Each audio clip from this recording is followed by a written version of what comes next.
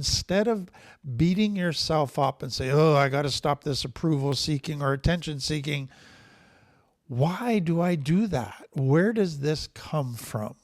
So kind of three big things that come out of complex trauma. So number one, it's parents that weren't attuned to the child's emotional needs. And so your emotional needs were not seen and therefore met. So secondly, that's another way of saying you experienced some type of neglect.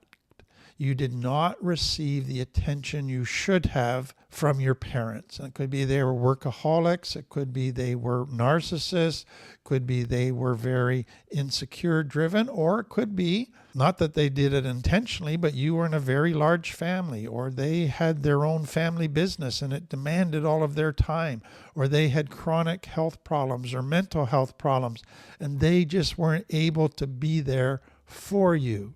Another part of this is every child needs validation. That's one of our emotional needs. They need to be told, you're good at that. Hey, you are this way.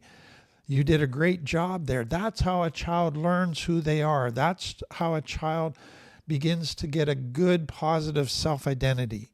But some parents grew up in an era where they were told that if you validated your children, they would get a big head. They would become proud. They would get a big ego. And so parents purposely didn't validate their children, wanting to keep them humble. But it had the reverse effect. It created shame. So based on inaccurate teaching, parents often did not validate their children sufficiently.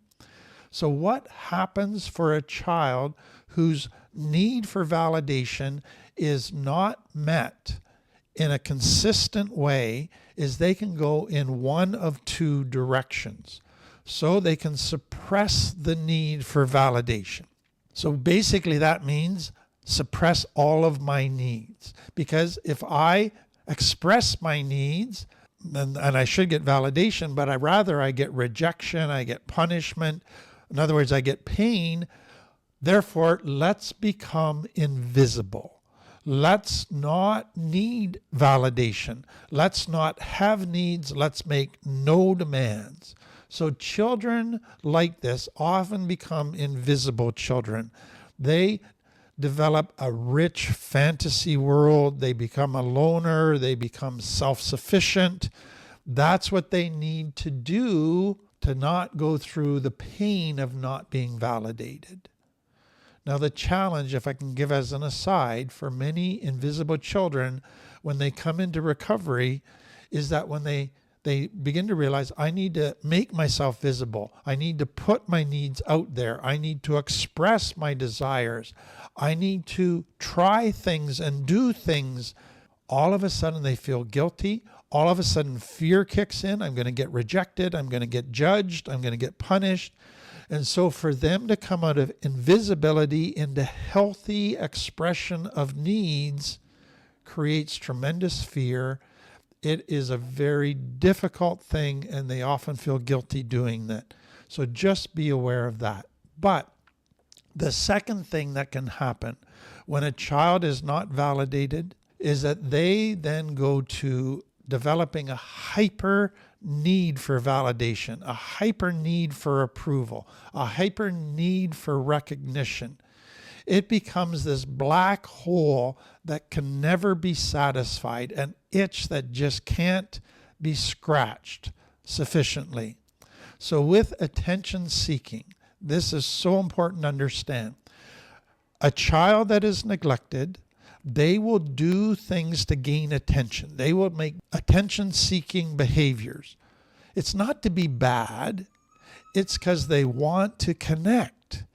It's a bid for connection. It's please notice me so that you will connect with me. So it's driven by this huge need for connection that every child has.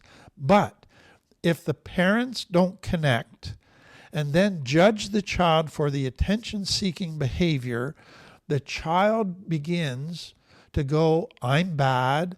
Nobody wants me because I'm not good enough. So shame develops, this deep self-identity that sees itself as negative, that sees itself as bad, unlovable, not good enough. And so then what comes out of that is, but I still want to be seen. I still want to be noticed. So I don't care if it's in a good way anymore. I just want to be seen.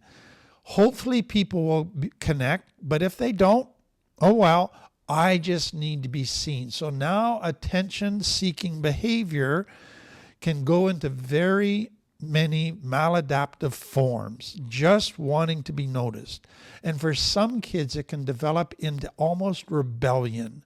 I am going to go to maladaptive attention-seeking things because I know my parents get mad at me for that.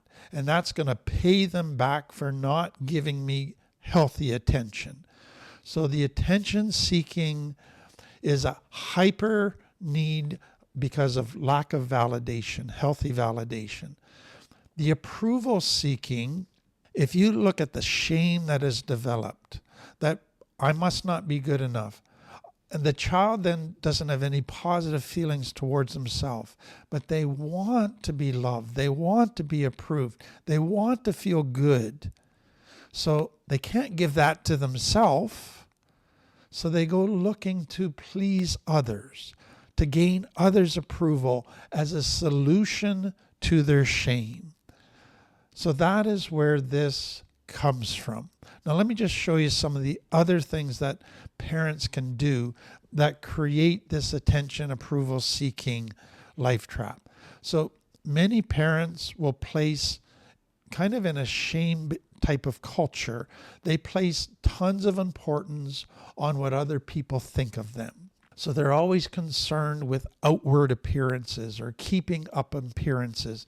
So you got to act a certain way, dress a certain way, talk a certain way, have certain manners, do certain things in public in order to gain the approval of others. It's all about being approved by others.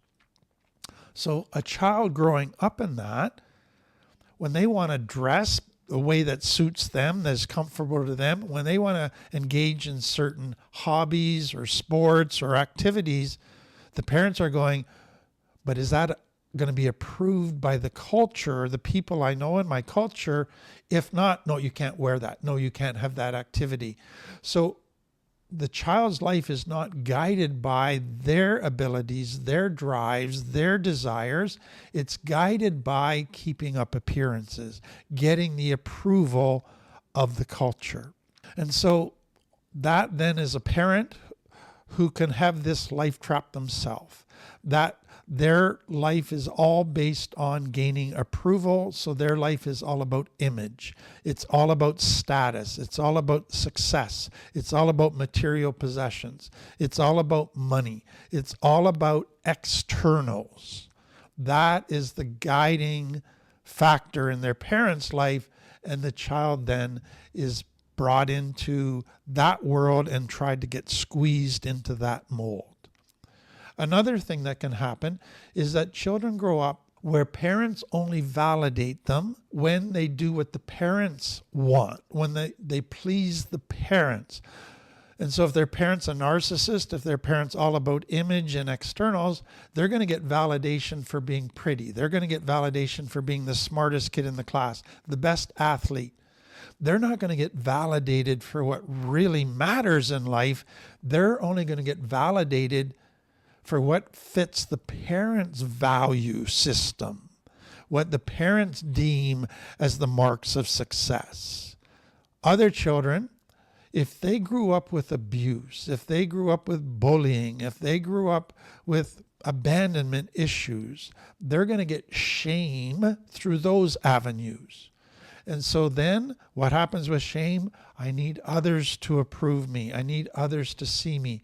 And so mainly neglect can bring it, but abuse and abandonment can also bring this about because it produces the same shame issue.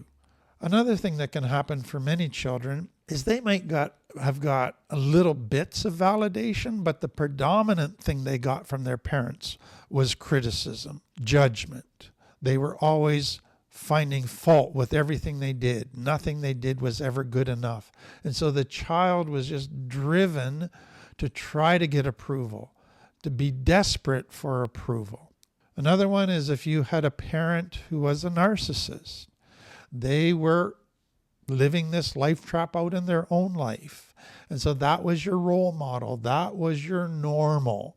And that's what you grew up with and you developed. Another common thing that happens within complex trauma is children begin to realize they're kind of viewed as a perfect doll. And so they're pretty, they're well behaved, they're pleasing. They're kind of like a pretty doll on a shelf that everybody just admires. Everybody just sees them a certain way. They see them based on their physical behaviors and their physical appearance. Nobody actually sees the real them for who they really are. They only see the externals and then assume that this is who they are, but it's actually, they see them through a fantasy lens of who they want them to be. And so many children kind of get put in that perfect doll role. You got to look a certain way, act a certain way, and be this way because then we will admire you. Then we will, and they act like they see you all the time because they give you so much attention, but they don't really see you. They see you through a fantasy lens, who they want you to be. Some children are given by their parents roles. So in complex trauma, we talk about children developing roles to try to not get hurt, to try to get their needs met, to try to fix the family. But sometimes in complex trauma, children are assigned roles without even being told they're assigned roles. They just gradually pick up that they're expected to live a certain way. So some are expected to be the hero, but some children are assigned the role or expected to be invisible. That you're going to be the child that never makes demands. You're going to be the child that's going to be the flower on the wall. That's just there, pretty, no demands, invisible. And so many children have grown up feeling that subtle, constant expectation that they're never to draw attention to themselves, never to express needs, never to make demands, never be a burden. That's just what was passed on to them. Others, they had a sibling who was put into the hero role or the comedian role, and they got tons of validation from everybody for being such a wonderful child, for being so funny. But you weren't assigned the comedian role or the hero role, so you didn't get any validation. Some children, they learned that the only way they would get noticed was not by being good, not by doing positive things. Their parents wouldn't give them validation for that. So the only way they would get noticed is by being bad, by creating a crisis, by doing stuff the parents didn't want them to do. Then all of a sudden they got the attention they were seeking, the attention they would not get by being good. Some children were only validated for one thing: their brains, their looks, their body, their being funny, their being good at sports. And so when they realized, okay, I don't get any validation in life except for my athletic ability, my brains, my looks, they then made this commitment: I am going to be a pro. I am going to be the best at this. I am going to put all my attention into developing this ability, because in their mind, that's the only place their value came from. And so they were going to get it to have maximum value, and that became their obsession. So what I want you to see is that all of these things, can you see the shame component? All of the stuff that came out of neglect, not being validated, produced shame. Now, all the other things that the parents did produced shame. So shame is the underlying element here. And so approval seeking, attention seeking is all driven by shame. It's all trying to solve shame, but it doesn't work. So shame is this underlying issue. So instead of it working to solve shame, instead of it working to get positive validation, to get positive admiration, it begins to have the opposite effect. So we talked about you begin to not know who you are because you're trying to please everybody else and be what they want. So you lose your sense of identity. You don't even know what your needs are, what your thoughts are, your feelings are after a while. Then you're not able to truly connect with people because true connection requires authenticity, and you don't know what that is. And so you begin to realize that your relationships are all rather superficial. Then people start getting tired of you always wanting approval or seeking attention, and they stop giving it to you. They set boundaries. They end the relationship because you're wearing them out.